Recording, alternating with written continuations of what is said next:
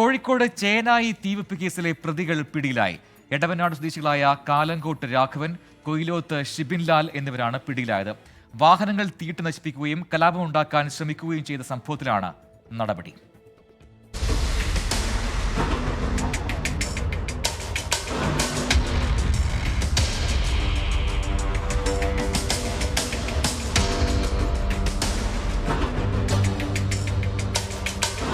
കഴിഞ്ഞ മാസം 21-നാണ് പേരാമ്പ്ര എടവരാട് നിർത്തിയിട്ട ഓട്ടോകൾക്ക് നേരെ ആക്രമണമുണ്ടായത്.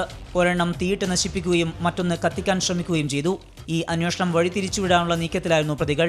ഇതിന്റെ ഭാഗമായി 29-ാം തീയതി ഒരു ഓട്ടോറിക്ഷയും ബൈക്കും നശിപ്പിച്ച പ്രതികൾ സംഭവം വർഗീയ കലാപമാക്കി വഴിതിരിച്ചുവിടാനുള്ള ശ്രമത്തിലായിരുന്നു. അക്രമ സംഭവങ്ങൾക്ക് ശേഷം ഒളിവിൽ പോയ പ്രതികൾക്കായുള്ള അന്വേഷണത്തിനിടെയാണ് എടവനാട് സ്വദേശികളായ കാലംകോട്ട് രാഘവൻ, കൊയിലോത്ത് ഷിബിൻലാൽ എന്നിവർ പിടിയിലായത്. പ്രതികൾ കുറ്റം സമ്മതിച്ചിട്ടുണ്ട്. പേരാമ്പ്രയിൽ നിന്ന് ചേനായിലേക്ക് ഓട്ടം പോകുന്നതുമായി ബന്ധപ്പെട്ട തർക്കമാണ് സംഭവങ്ങൾക്ക് തുടക്കമെന്ന് പ്രതികൾ പോലീസിന് മൊഴി നൽകി. വയനാട്ടിലേക്ക് കടക്കാനുള്ള ശ്രമത്തിനിടെ പേരാമ്പ്ര പോലീസാണ് പ്രതികളെ അറസ്റ്റ് ചെയ്തത്. 24 കോഴിക്കോട്.